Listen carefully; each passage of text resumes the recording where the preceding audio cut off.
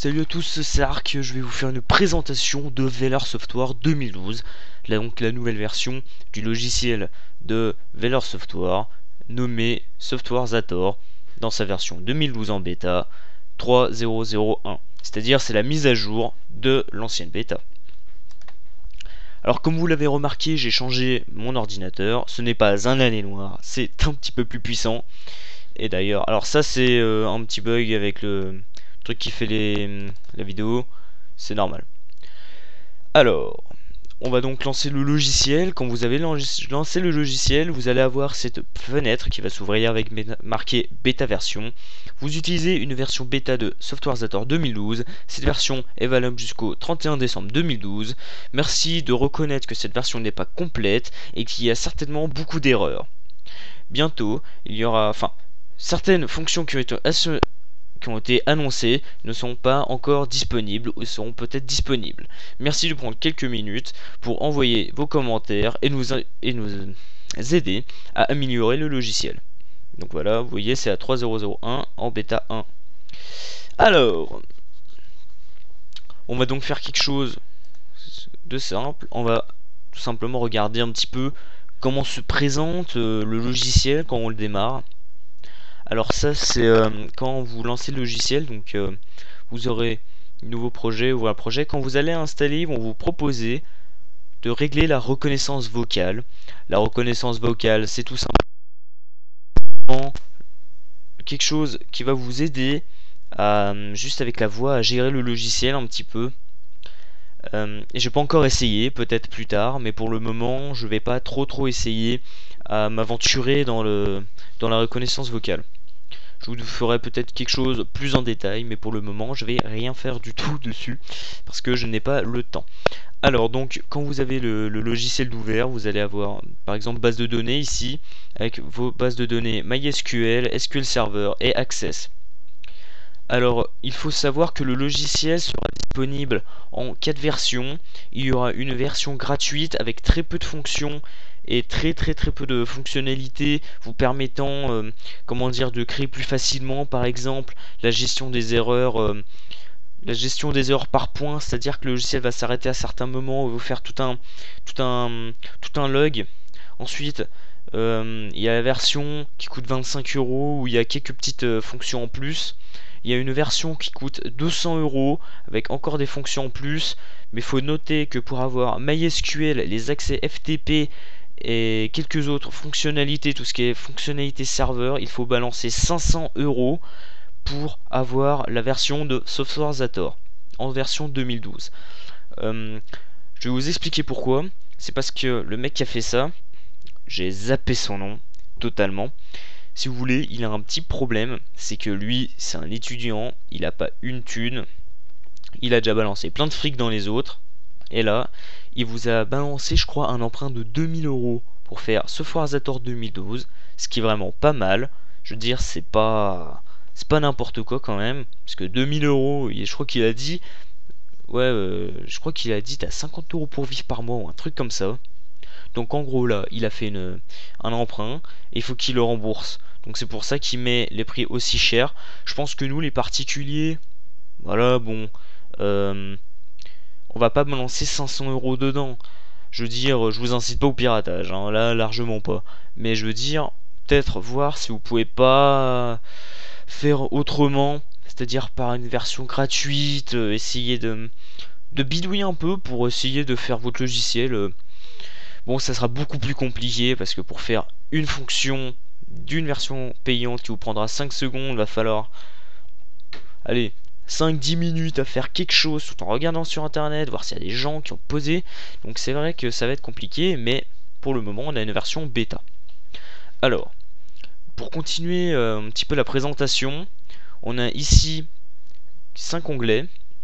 Alors, un onglet accueil avec nouveau projet, ouvrir un projet, donc enregistrer le projet, exporter vers Visual Studio. Ça je crois que c'est nouveau. Exporter vers Visual Studio, ça doit être nouveau. Ensuite vous allez fermer le projet, enregistrer sous, enregistrer tout.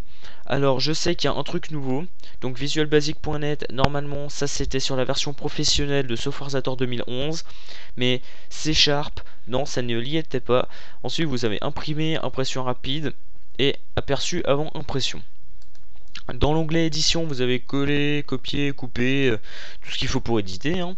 Alors dans votre projet, vous avez des nouvelles choses. Donc déjà vous avez paramètres, ça c'est juste un simple raccourci. Votre gestionnaire de variables qui a complètement été revu. Un onglet statistique, je vous montrerai qu'est-ce que c'est. Ordre de génération, alors ça il me semble que c'est tout à fait nouveau. Ajouter un projet. Alors ajouter un projet à solution, je vous expliquerai ce que c'est une solution. C'est-à-dire que vous pouvez avoir plusieurs projets dans un groupe, en gros on va dire ça. Donc un nouveau document, générer, exécuter, voir les codes. Et alors, ensuite vous avez une dernière, c'est ce que je vous disais, qui fait une gestion des erreurs. C'est démarrer le débugage. Donc le débugage, vous posez des points et ensuite, enfin je sais même plus s'il y a besoin de poser des points, mais vous avez un debug. Alors dans options, vous avez toujours outils, page de démarrage, gestionnaire des plugins. D'ailleurs je vais regarder, est-ce qu'il y a des plugins. Voilà, donc il y a maintenant cette plugin, donc le plugin Excel qui a été ajouté il y a peu de temps avec la nouvelle mise à jour de la bêta. Ensuite vous avez bien sûr configuré la reconnaissance vocale. Je vais aller voir s'il y a des plugins disponibles. Donc non, il n'y a apparemment aucun plugin de disponible. Ah là, il n'y a aucun plugin de disponible actuellement. Ensuite dans Aide, vous avez toujours envoyé des commentaires. Alors c'est vrai que l'aide cette fois est beaucoup plus complexe que normalement. C'est-à-dire qu'en fait vous avez une gestion de l'aide à tous les étages. Dès que vous faites une nouvelle fonction, dès que vous faites quelque chose, vous allez avoir tout de suite beaucoup d'aide.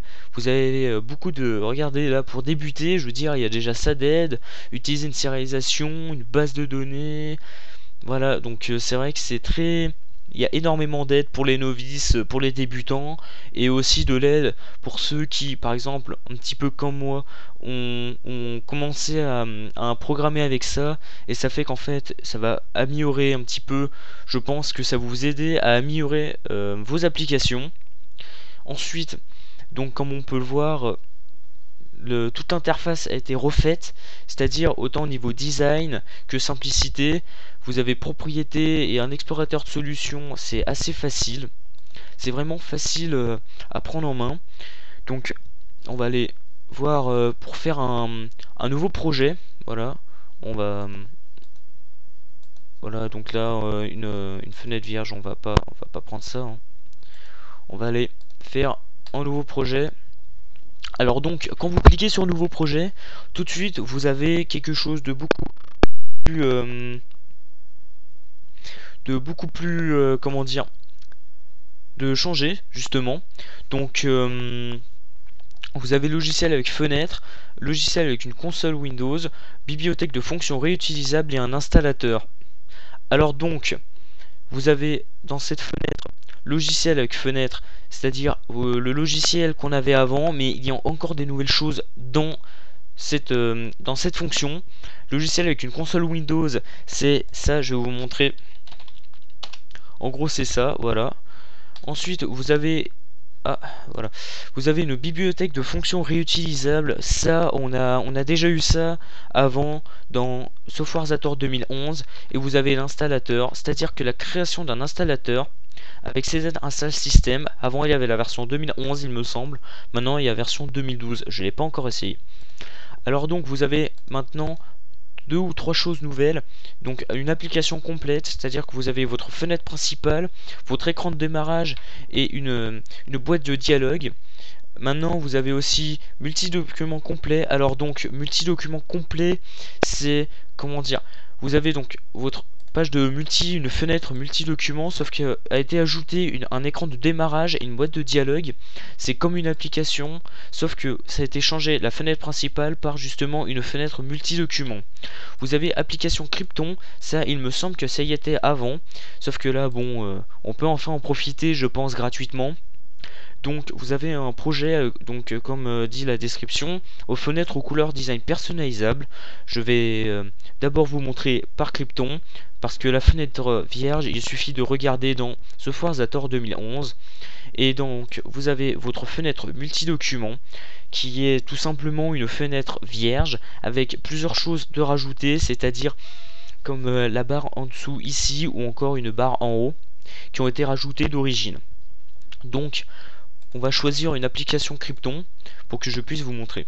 Alors, en nom de projet, vous pouvez mettre n'importe quoi en nom de projet, sachant qu'il ne faut pas confondre le nom du projet et le nom de la solution. Dans une solution, vous pouvez avoir plusieurs projets. C'est-à-dire que par exemple, dans la solution liste de jeux ou tas de jeux, je peux très bien avoir un nom de projet qui va être le jeu 1, le jeu 2 et le jeu 3. C'est-à-dire que vous allez avoir par exemple 3 projets dans une même solution.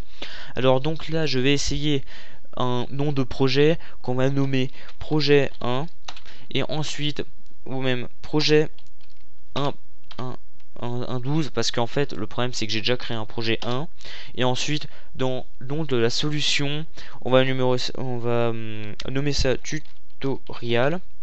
Alors dans la solution tutorial, voilà, alors comme on va le voir ici dans quelques secondes, le temps que ça charge,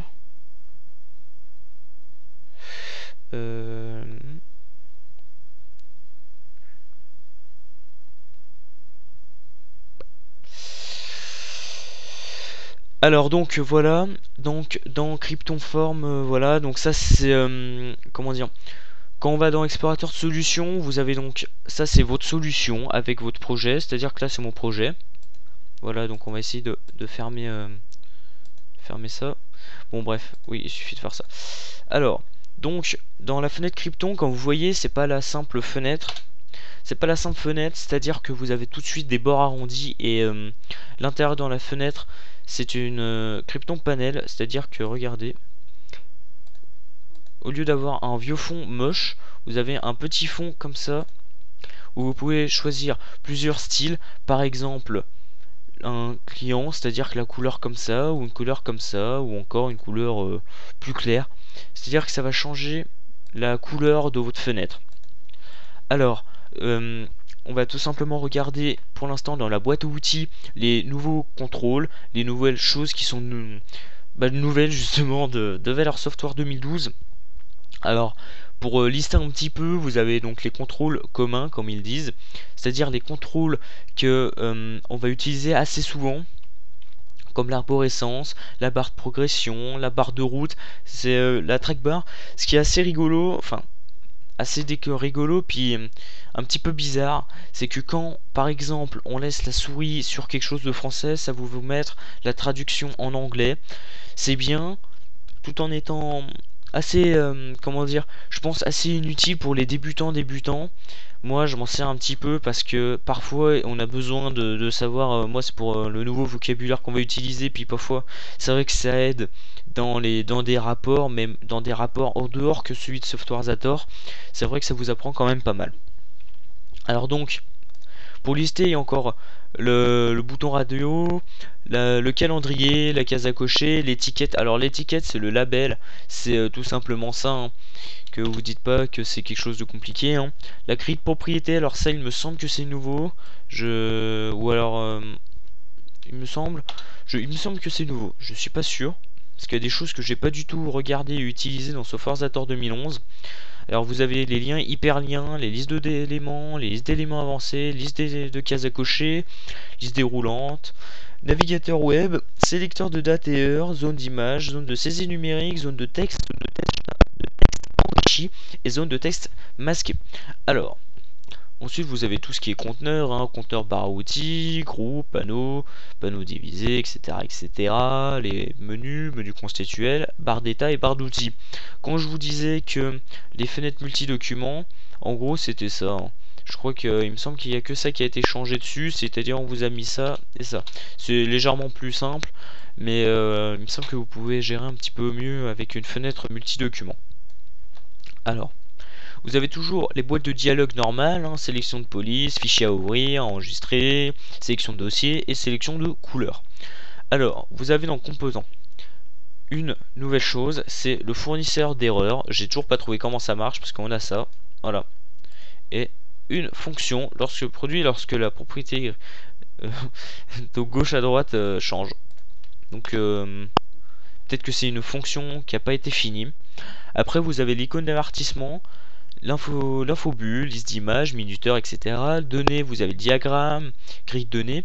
Et ensuite vous avez tout ce qui est spécifique à Krypton, c'est-à-dire les boutons à cocher Krypton, bouton de sélection de couleur Krypton. Alors ça par contre c'est spécifique à Krypton. Je vais donc tout simplement vous dire ce qui est spécifique à Krypton dans justement le toolkit de Krypton, étant donc la section de couleur Krypton, les contrôleurs d'installation, les en-têtes, les étiquettes enveloppantes. Ensuite vous avez aussi les grilles de données Krypton, il me semble qu'elles sont légèrement différentes. Le manager, vous avez les panels de couleurs pour le design Krypton, sélection de date et heure. Ensuite, vous avez tout un tas de choses qui ont été, comment dire, un petit peu changées par rapport à ce qu'il faut, ce qui est utilisé par une fenêtre normale.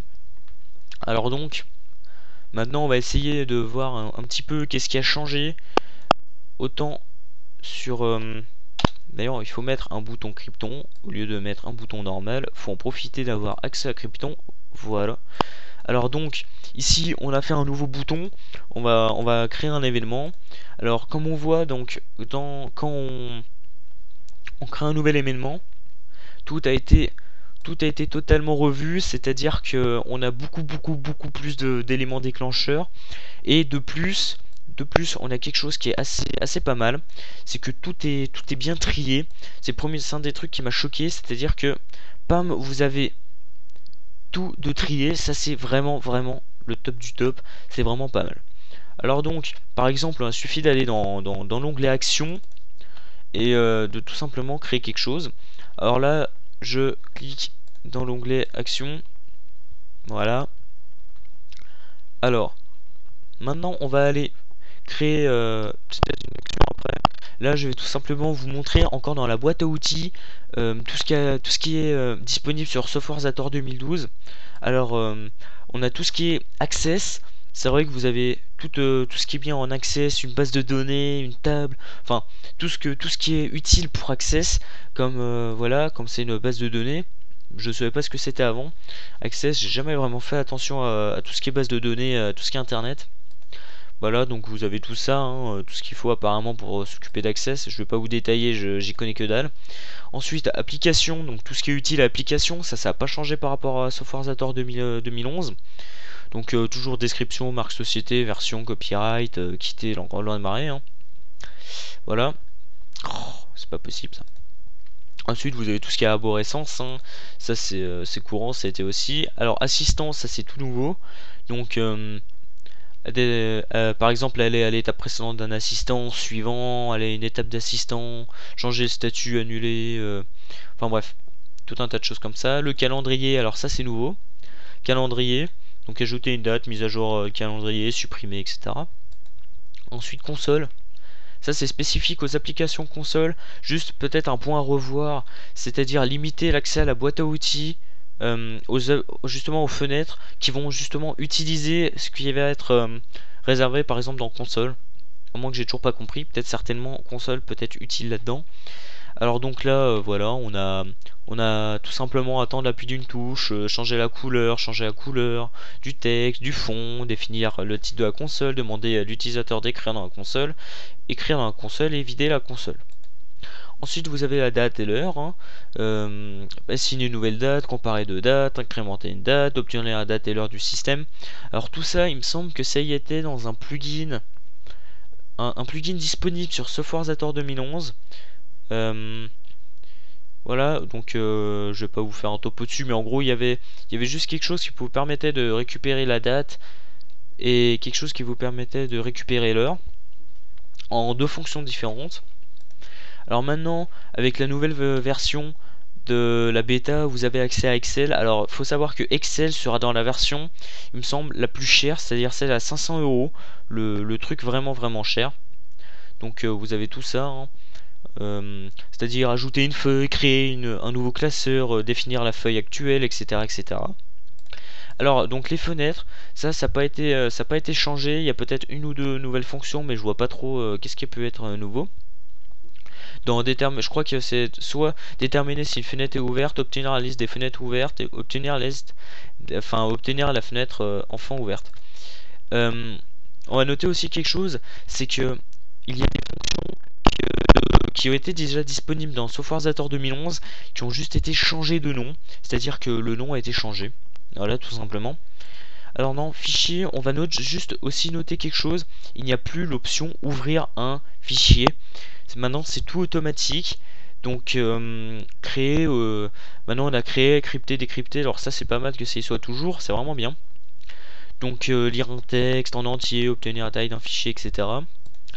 Donc les fonctions, alors au niveau fonction, variable, vraiment tout a été revu. Je pense que vraiment tout a été revu entièrement. Entre exécuter fonction d'un projet, une fonction d'un projet, ça y était déjà. Modifier les propriétés, enfin modifier une propriété, un paramètre, obtenir une propriété, retourner une valeur, sortir une fonction. Voilà. Donc dans général, vous avez rien de changé à part peut-être non, si le nom de si alors sinon, ça c'est les conditions. On va noter aussi que les commandes visualbasic.net pour les petits mains qui se disent je vais acheter, enfin je vais pas acheter rien du tout, je vais prendre la version gratuite et faire tout à la main, il est quand même malin. Commande Visual Basic est dans la version à 500 €. Voilà. Comme quoi, faut vraiment payer cher. Alors, groupe, ajouter un contrôle à un groupe, etc. Donc ça y était déjà. Et convertissement, c'est tout simplement pour l'infobulle, ça a été changé juste de catégorie. Impression, alors ajouter un texte à une impression, représentation d'un contrôle à une page de flux d'impression, etc. Donc il y a vraiment pas mal de choses qui ont été ajoutées à impression, à part imprimer un truc, une page ou quelque chose comme ça. Interaction, donc vous avez ouvrir toutes les boîtes de sélection disponibles et afficher un message. En interface, donc vous avez obtenir une propriété tableau d'un contrôle. Donc il me semble que ça y était, mais ça devait être beaucoup plus compliqué et pas avec une seule fonction. Ensuite, donc dans internet, ah tiens, envoyer un email, c'est la première fois que j'y vois. Avant, il y avait que télécharger, obtenir et déterminer si l'ordinateur était connecté. Donc il doit y avoir, ça doit être nouveau ça. Donc liste des cases à cocher, voilà, donc ça y était déjà. Liste des éléments aussi, donc tout ça y était déjà. Liste des images, ça y était déjà. Mathématiques, rien n'a changé. Menu constitué, rien n'a changé. Minuteur, rien n'a changé. Multimédia, rien n'a changé. Alors MySQL, donc apparemment il y a tout ce qu'il faut pour s'occuper d'un serveur MySQL. J'y connais rien en MySQL non plus, donc je vais pas vous faire un topo dessus. Ensuite vous avez navigateur web, c'est pareil. Panneau, c'est pareil, donc tout ça c'est pareil. Vous avez juste quelque chose de nouveau, ça s'appelle oh, tais-toi toi. Oh, je m'en fous Avira, je m'en fous de ta vie. Donc voilà. Et maintenant vous avez apparemment quelque chose de nouveau qui s'appelle panneau de configuration de débit. C'est peut-être quelque chose qui a simplement été renommé. Alors dans paramètres, vous avez des nouvelles choses. Donc c'est-à-dire que, enfin, de nouvelles choses. Ça a plutôt été, comment dire, regroupé dans une catégorie. Voilà, donc convertir, exécuter, etc. Convertir, il me semble que c'était dans général. Voilà, donc processus d'arrière-plan, ça n'a pas changé. Propriété. Alors propriété, il y a des choses qui ont été changées. Obtenir la propriété d'une propriété, voilà. Obtenir le type d'une propriété, il y a des choses qui ont été, enfin, des choses nouvelles. Sérialisation, c'est nouveau. C'est tout nouveau, ça c'est tout neuf. Il faut que je voie un petit peu à quoi ça sert, comment on peut l'utiliser pour faire peut-être un petit tuto dessus en vidéo, à moins que ce soit déjà disponible ici là. Enfin, ouais non, on va rien faire du tout. Ensuite, donc est-ce que le serveur c'est pareil, hein, je vais pas vous faire un tuto, j'y connais rien. Texte, alors texte, vous avez des nouvelles choses. Alors voilà, donc vous avez quelque chose, remplacer du texte par un autre, récupérer une sous-chaîne, obtenir. Ça c'est vraiment utile parce que c'est des petits trucs. C'est vrai qu'on faisait par exemple un fichier texte qui est lu pour pouvoir par exemple récupérer des données, etc. C'est vrai que ça c'est pas mal parce que c'est ça qui est utile. Ensuite, ça on a déjà vu, donc des variables. Alors variables, vous avez je crois rien de nouveau, ça a juste été regroupé pareil. On va juste convertir la valeur d'une variable, ça c'est neuf. Et variable tableau, alors donc là, c'est vrai que c'est vraiment pratique, parce que variable tableau, je vous dis, mais prenez un flingue et chargez-le et tirez-vous dedans quoi. C'était horrible, c'était vraiment sérieux, c'était dès que je devais utiliser une variable tableau, je devais trouver une technique pour pouvoir bypasser de telle sorte de pas utiliser justement la variable tableau. Parce que je comprenais pas comment ça marchait. Je veux dire, rien que le simple ouvrir un fichier où il fallait une variable tableau pour pouvoir utiliser la fonction là de sélection de fenêtre là de voilà, je vais vous montrer. voilà, de sélection de fichiers enregistrés, ou non, à ouvrir. Mais c'était horrible, c'était vraiment horrible, fallait utiliser une variable tableau. Je devais passer par sauvegarde et mettre un message avant pour dire c'est pas sauvegarde, blablabla.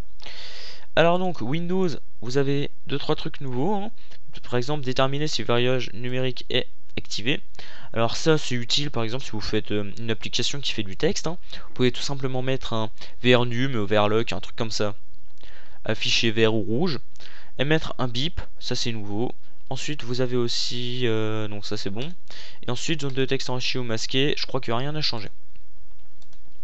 Alors donc, là je vous ai fait la liste de la boîte à outils, ça a pris pas mal de temps. Vous avez maintenant devant vous en gros l'éditeur de fonction. Donc l'éditeur de fonction a totalement changé, c'est plus des petites barres comme ça. Ok, au début vous allez pleurer, non pourquoi je comprenais mieux avant. Mais vous comprenez mieux avant. Moi je m'y suis mis peut-être un petit peu à contre-cœur, mais après je me suis dit ça c'est beaucoup mieux, c'est plus aéré, vous avez moins de chances de vous perdre si vous mettez des commentaires et que vous gérez bien. Et de plus, par exemple pour les trucs, voilà, je vais vous montrer un truc. Sinon les conditions, on avait facile de supprimer le mauvais truc qui faisait que vous deviez refaire tout ce qu'il y avait dans les conditions. Le truc bien chiant. Là, regardez, vous arrivez, paf, vous mettez. Si la variable, mais ah bah il n'y a pas de variable. Donc ça va me permettre de créer la variable. On va passer variable et après on va voir les sinon alors. Alors donc générateur de variable, ajouter. Donc on va créer une variable. Le nom de la variable, par exemple, à marquer var1, variable. Non, on va plutôt nommer 1, 2, 3, là, voilà. Déterminer si c'est une variable sous forme d'un tableau de valeur ou pas. Vous avez une description et tout neuf, vous avez groupe. Alors groupe, vous pouvez créer votre groupe ou sinon mettre dans haut, texte, nombre, etc. Ça permet vraiment de ranger ces variables beaucoup plus simplement qu'avant. C'est-à-dire qu'avant c'était vraiment galère totale. C'était vraiment la galère totale de faire... Ah, bon, on va nommer quelque chose. Tiens, j'ai vu 10 minutes à perdre avant. Donc voilà. C'est vraiment pas mal de... Voilà, c'est vraiment pas mal. Alors, on va voir sinon alors. Ouais, non, ça c'est pas ma team, hein, FFF. J'ai pas vraiment de team, je suppose. Juste un regroupement de joueurs. Alors, par exemple, si la variable zboob est égale à une autre valeur, mettons, si la variable zboob est égale à 1, voilà. Donc, vous avez du code visuel basique qui est disponible en sélection de valeurs, du texte, comme je viens de mettre, une valeur numérique, un true false, un vrai faux, une sélection de couleurs, une valeur d'une autre type, hein, donc vous pouvez tout sélectionner. Encore la valeur d'une variable ou une ressource, voilà. Donc là on va faire tout simplement par valeur. Bah ouais non, on va faire vrai ou faux. De toute façon on s'en fout, on va faire vrai. Si la variable zboob égale vrai alors, ou alors si la variable zboob égale 1 alors. Donc voilà, on va créer. Ah oui, sinon, là vous pouvez directement éditer le code. Éditer carrément le code de votre fonction pour en gros vous faire des fonctions perso. Voilà, donc voilà, bon j'y connais rien en visuel basique, je sais pas quoi. Alors, donc voilà, sinon alors. Et là, donc quand on double-clique dessus, au lieu d'avoir un truc à 36 000 arbres, là vous arrivez, tac, vous double-cliquez dessus. Si zboob alors 1, alors sinon. Et voilà, vous mettez toutes vos fonctions comme vous voulez, c'est vraiment simple. C'est vraiment simple. Alors, donc vous en général machin, vous avez fait toute la liste. Mettons, on va essayer de faire un truc. Si par exemple, on va essayer de faire un truc, juste que je vous montre vite fait. Après, moi, je vais pas faire je vais pas faire un tuto. Là, je vous fais juste une présentation. C'est cliquer. Si par exemple, on va simplement faire un truc. Voilà, donc interface, non pas internet, interface, obtenir la propriété d'un contrôle, donc mi bouton, la propriété c'est texte. Il me semble pas qu'ils aient rajouté quelque chose en texte, enfin en texte, qu'est-ce que j'ai dans les propriétés, les contrôles, etc. Il me semble pas. Donc voilà, ça va être enregistré dans zboob général. Donc on va faire justement ça. Si zboob égale cliquer. Voilà. Donc on va double-cliquer. Sysboob égale, alors cliquer. Fichier interaction. Afficher un message, alors titre ou volume, on va pas se casser la tête, hein. On va faire attention.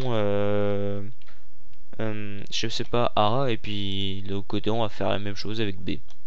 Voilà, par exemple, icône question B. Voilà, truc super débile, mais enfin c'est ça. Et après, vous pouvez toujours avoir des choses pour vous montrer que ça marche vraiment et que ça fait pas des trucs bizarres. On va faire après une interaction qui va faire un affichage qui va être le bouton OK avec information. Ça marche. Faut-il encore que j'arrive à marcher à écrire. Excusez-moi, j'arrête pas de dire des trucs débiles. Et je viens de perdre ma voix en plus. C'est génial. Alors donc vous avez un fichage de message et après on va faire un truc faisant que l'application va se quitter automatiquement. Voilà, hop. Alors, il y a des points d'arrêt, j'ai pas encore compris comment ça marchait. Apparemment vous pouvez créer des fonctions, mais je sais pas, j'ai pas vraiment regardé, hein. Alors, donc on va essayer. Voilà, donc projet, débugage, on va essayer de voir débugage. Comment ça marche. On va démarrer le débugage, voilà. Donc débugage. Voilà, donc là on a ça. Quand vous cliquez,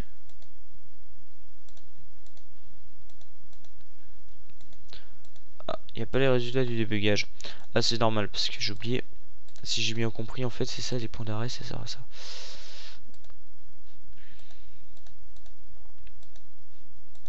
J'arrive pas à insérer de points d'arrêt. Bref, c'est pas grave. On verra ça plus tard. Donc, on va essayer d'exécuter l'application, hein. Donc voilà, vous avez votre application tout à fait normale.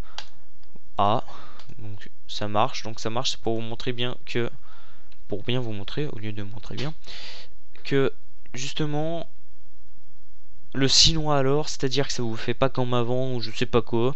En gros, c'est très très simple. Voilà. Et puis, je crois à peu près avoir fait le tour. Mis à part que certainement il va y avoir peut-être d'autres mises à jour, je pense, pour certains trucs. Il y a 2-3 trucs qui sont assez chelous. Ah si, je voulais vous montrer ces statistiques. Voilà. Donc statistiques. Donc vous avez votre nom, enfin en gros les infos sur un projet, hein. Après des infos d'identification. Donc processeur machin bidule. Les bibliothèques de fonctions réutilisables, les paramètres, etc. Et de vraiment nouveau, vous avez composition du projet, hein, le nombre de contrôles pour le nombre de fonctions, et le succès et les échecs de génération. Vous pourrez réinitialiser à tout moment. Voilà, bon, en gros, je pense avoir fait à peu près le tour. Si vous avez 2-3 questions, bah, vous contactez, hein, vous envoyez un petit message sur le compte YouTube. J'essaierai de vous répondre assez rapidement. Si vous avez des idées ou quoi que ce soit, vous dites aussi. Sinon, je pense que pour le entre guillemets SAV, donc service après-vente du logiciel, il faut aller voir sur les forums officiels de Valor Software. C'est-à-dire, ça a changé, c'est plus .nf.fr ou .fr.nf, un truc comme ça. Maintenant, c'est softwarezator.com ou valorsoftware.com. C'est le nouveau site de Softwarezator.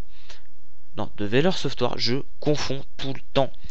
Donc du coup vous avez ça et vous avez 2 langues maintenant, l'anglais et le français. Ça permet aux gens de pouvoir, malgré qu'ils soient dans un autre pays, s'ils parlent anglais, paf, ils peuvent utiliser le logiciel. Donc c'est vrai que c'est pas mal. En gros voilà. Et puis voilà, en gros je pense à peu près avoir fait le tour. Si vous avez d'autres questions, donc vous posez commentaires, vous contactez par message YouTube, hein. Et puis voilà. Donc en espérant que ça puisse vous aider, que ça vous pousse un petit peu à faire fonctionner vos méninges et votre esprit créatif. Et puis, bonne programmation.